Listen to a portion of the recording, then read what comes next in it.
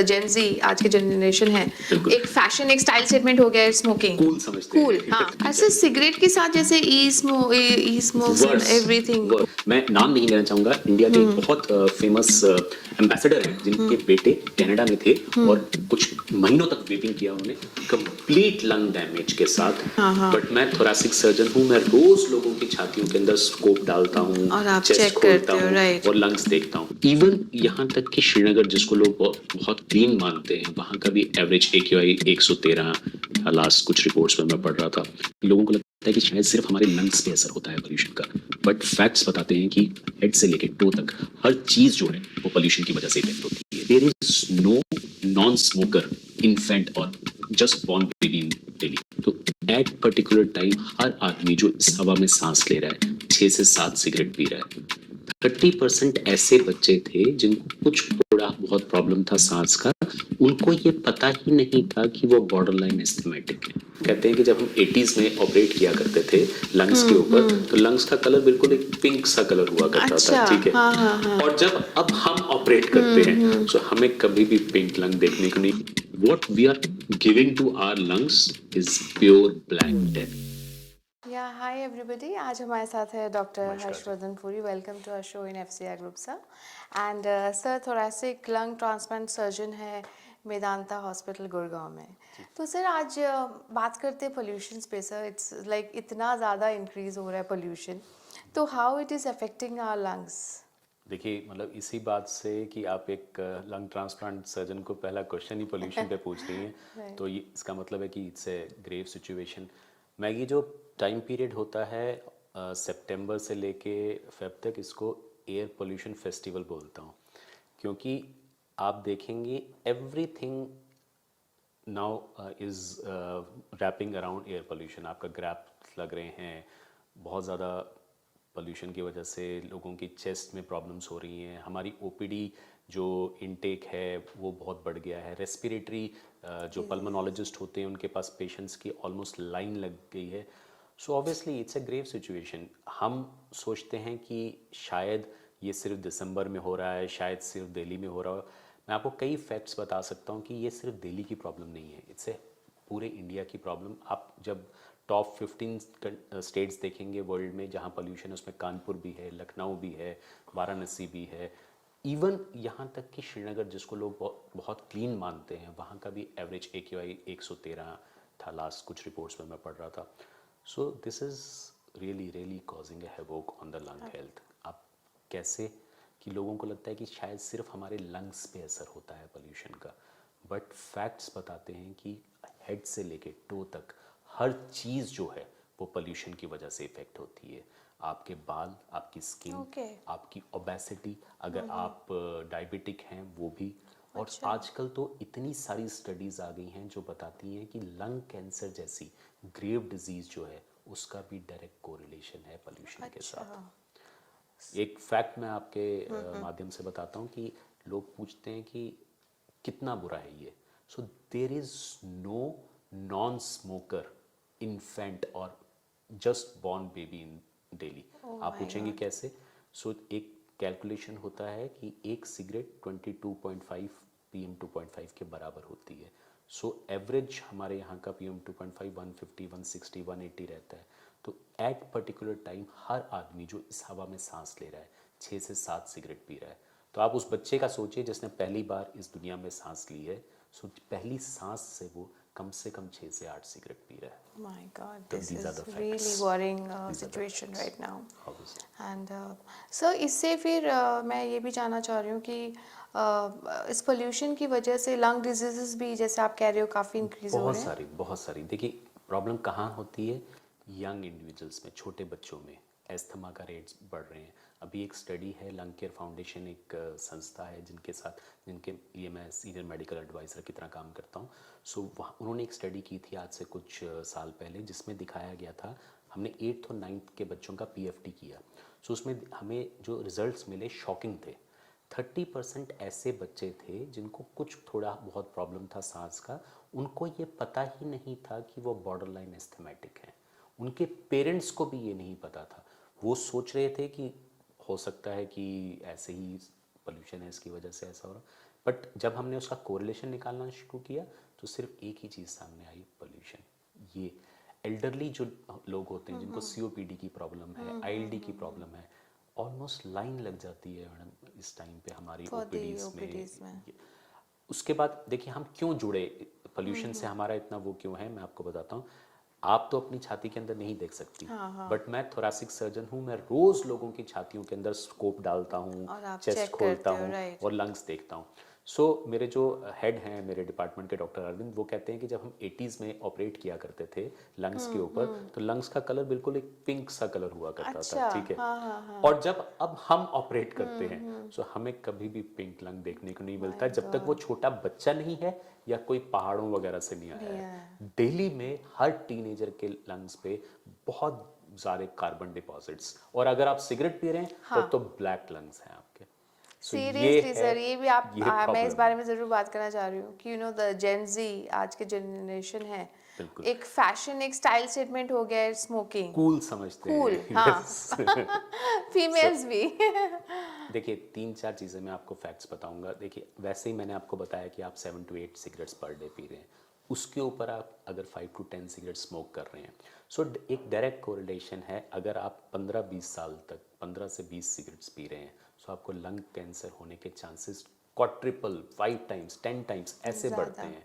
सो आप जो जेन जी स्टार्ट करती है स्मोकिंग 18 साल की उम्र में, maybe 17 earlier साल, also, मे बी हाँ। अर्लियर ऑल्सो, मैंने स्कूल्स के बाहर भी बाहर देखा है देखे लोग करते हैं, हाँ। गर्ल्स गर्ल्स पर्टिकुलरली भी आजकल। सो अगले 15 साल में जब तक वो 40s में पहुंचेंगे, आप सोचिए उनके लंग्स की क्या हालत होगी और कितने ज़्यादा हमारे पास लंग कैंसर पेशेंट्स बढ़ेंगे। एक फैक्ट मैं आपको छोटा सा बताता हूँ। हम जब 80s में सर्जरीज होती थी लंग की, तो लंग कैंसर का जो इंसिडेंस था वो स्मोकर्स में ही देखा जाता था। अच्छा, now we are seeing a steep rise in non-smokers as lung cancer non patients। Smokers also. बिल्कुल। गर्ल्स, पहले वुमन लंग कैंसर पेशेंट्स एक होती थी, शायद 10 अगर पेशेंट आए तो एक होगी। अब कम से कम 4 पेशेंट जो हैं वो फीमेल्स हैं जिन्होंने कभी सिगरेट को शायद हाथ भी नहीं लगाया। और ये आंकड़ा बढ़ता जाएगा जैसे जैसे आप जिस जेनजी की बात कर जेन रही जी हैं वो सिगरेट फूंकती अच्छा, जाएगी। सिगरेट के साथ जैसे e smokes and worse, everything, worse. Hookah and all cigarette में एटलीस्ट सरकार ने वो फिल्टर तो लिखा लगा हुआ रखा है, है और right। उसके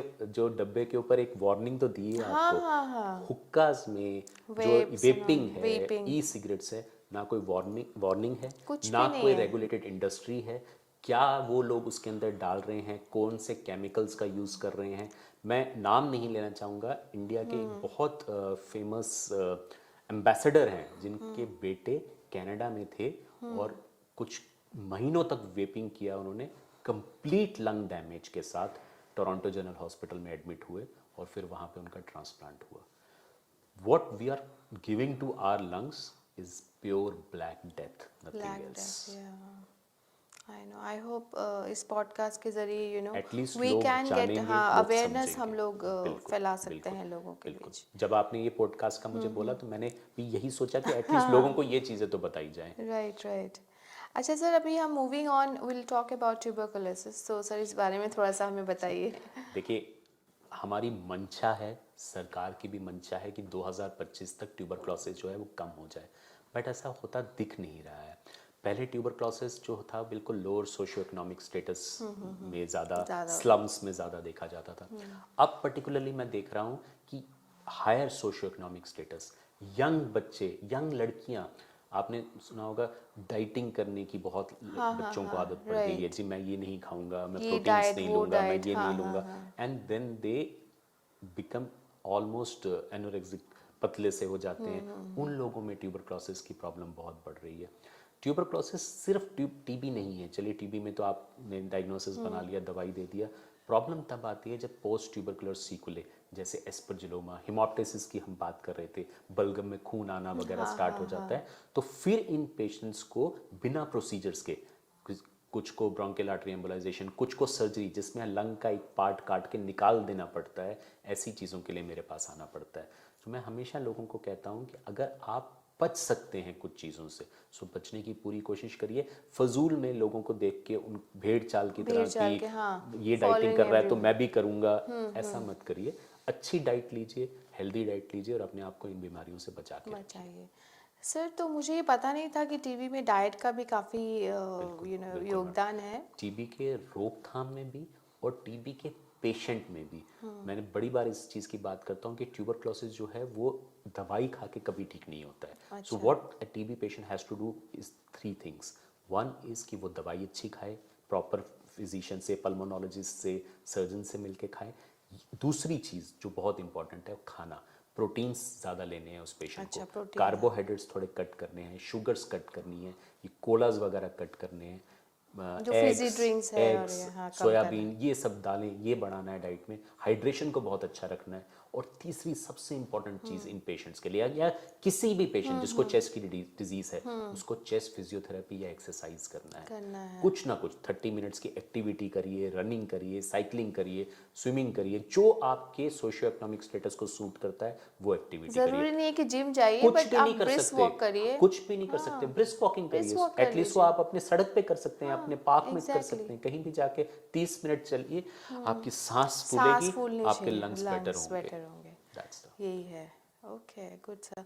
अच्छा sir, moving on sir, lung transplant, sir इसके बारे में बताइए कि क्या देखिए, है। लंग ट्रांसप्लांट एक हाईएस्ट पॉसिबल सर्जरी है जो एक थोरेसिक सर्जिकल यूनिट करता है। सो आज से 2 साल पहले हमने ये सर्जरी नॉर्थ इंडिया में स्टार्ट की। वैसे तो ये सर्जरी इंडिया में साउथ में हो रही थी पहले से, बट नॉर्थ इंडिया में डॉक्टर अरविंद और हमने ये सर्जरी स्टार्ट की यहाँ पे। और अब पिछले 2 साल में हम 17 ट्रांसप्लांट कर चुके हैं, which is a very good number because donations बहुत कम होते हैं। ब्रेन डेड डोनर से हम ये फेफड़े लेते हैं। सो ये पेशेंट्स होते कौन है आप समझिए, ये वो पेशेंट्स होते हैं जो एंड स्टेज रेस्पिरेटरी डिजीज पे आ चुके होते हैं, जैसे आईएलडीज आपने सुना होगा, लंग फाइब्रोसिस कोविड में बहुत कॉमन हुआ, सीओपीडी, सिगरेट पीने की वजह से फेफड़े बिल्कुल गुब्बारे जैसे बन गए, उन पेशेंट्स में जहाँ पे उनका ऑक्सीजन रिक्वायरमेंट दिन पर दिन बढ़ता जा रहा है, वो अपनी नॉर्मल एक्टिविटी मतलब टॉयलेट जाना, नहाना, वो भी नहीं कर पाते। सो ये वो पेशेंट्स होते हैं जिनको लंग ट्रांसप्लांट की ज़रूरत पड़ती है। इसका एक बहुत लंबा प्रोसेस होता है जिसमें हम पेशेंट्स को हमारे पास बुलाया जाता है, उनको इवैल्यूएट किया जाता है, फिर भारत सरकार की वेबसाइट जिसको नोटो कहते हैं उस पर उनको लिंक किया जाता है, उनको एक्सरसाइज कराई जाती है, ट्रांसप्लांट के लिए प्रिपेयर किया जाता है because it's a super major surgery. So उसके लिए प्रिपेयर किया जाता है और one fine day when we get a matching lung, फिर इनका ट्रांसप्लांट किया जाता है, वेंटिलेटर पे रखा जाता है, एक्मो पे रखा जाता है। So it's a whole process, but yes, lot of people are getting the gift of life or gift of breathing again because of the lung transplant surgery.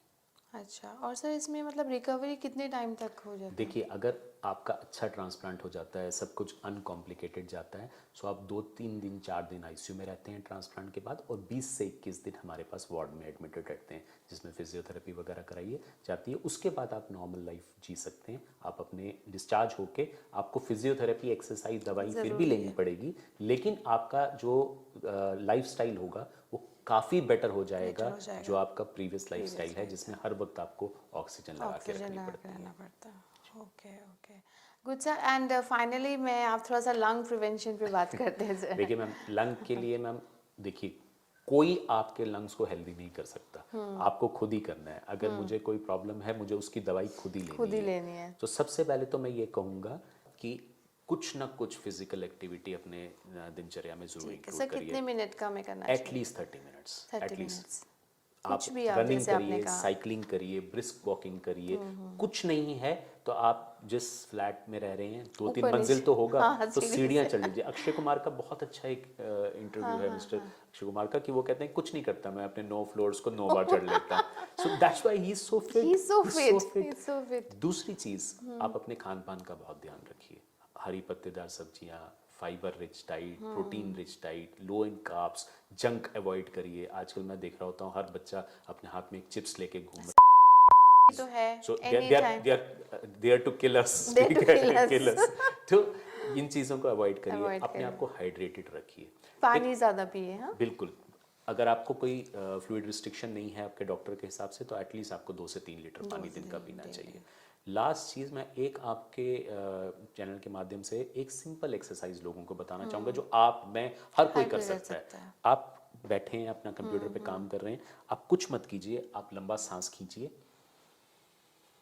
और 40 सेकंड्स के लिए अपनी ब्रेथ को होल्ड होल्ड कर लीजिए ठीक है, straight बैठ के ना Straight सर? बैठ के। ठीक है, और उसके बाद आहिस्ता आहिस्ता 40 सेकंड्स के बाद यू सांस को जस्ट एक्सेल एक्सेल करिए। Do this and you Breathing see exercise. कि आप कितना अपने लंग्स को फायदा पहुंचा रहे हैं। अच्छा। इनको deep breathing and holding exercises हम कहते हैं।